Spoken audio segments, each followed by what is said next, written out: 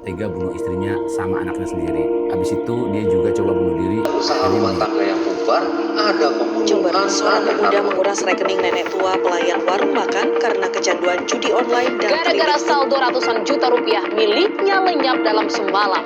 Karena kalah judi online, Aditya jadi kehilangan akal hingga berujung membunuh rekan kerjanya sesama pegawai BP.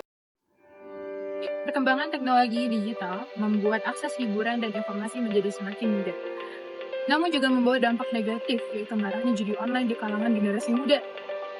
Judi online dapat diakses kapan saja dan di mana saja. Rasa penasaran, rasa keinginan untuk mencari uang dengan cara yang cepat, serta promosi yang menarik membuat banyak kalangan generasi muda terjerumus tanpa sadar dan akhirnya kecanduan.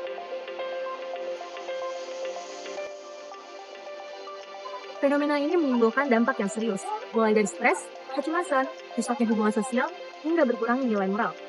Dalam Islam, akhlak menjadi benteng yang membantu menyaring dari dampak negatif tersebut. Nilai seperti amanah, kesabaran, dan pengendalian diri harus selalu ditanamkan melalui pendidikan agama dan lingkungan keluarga, supaya generasi muda dapat menghindarkan diri dari godaan judi online dan fokus dalam membangun masa depan yang lebih baik.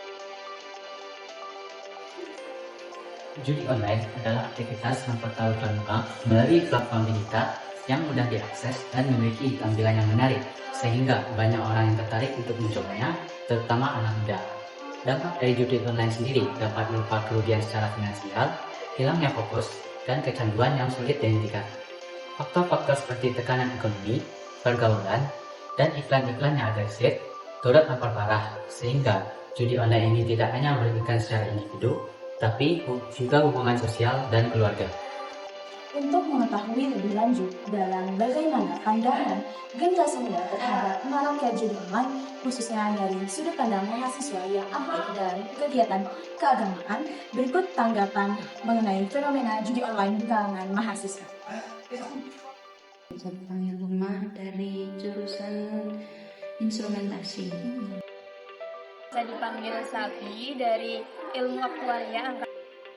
Sebelumnya perkenalkan, nama aku Iza Syafa Nur Hidayati. Aku dari Fakultas Ilmu Sosial dan Ilmu Politik, Prodi Ilmu Pemerintahan. Menurut aku dalam pandangan Islam sendiri, karena judi online itu kayak nggak pasti nilainya, nggak tahu itu nanti bakal untung atau rugi gitu. Dalam Islam yang disebut maisir gitu. Quran Surat Al-Ma'idah ayat 90-91 yang artinya, wahai orang-orang yang beriman, sesungguhnya meminum khamar, berjudi, berkorban untuk berhala, dan mengundi nasib dengan tanah adalah termasuk perbuatan setan. Maka jauhilah perbuatan itu agar kamu beruntung. Ini sangat mempengaruhi sih menurutku. Kayak berusaha buat pinjem ke orang-orang di sekitarnya buat ngelanjutin judinya itu dengan harapan bahwa dia bakal beruntung, tapi kenyataannya kan malah semakin banyak dia ngeluarin duit, justru makin banyak hutang yang dia dapat. Lingkungan di sekitar kita berteman dengan orang itu dapat membawa kita ke hal-hal yang baik. Itu mungkin kita bisa membaca literatur ataupun biasanya kayak podcast gitu tentang keislaman itu juga udah banyak. Kita membaca gitu, kita dapat mengurangi hal-hal yang dilarang itu gitu.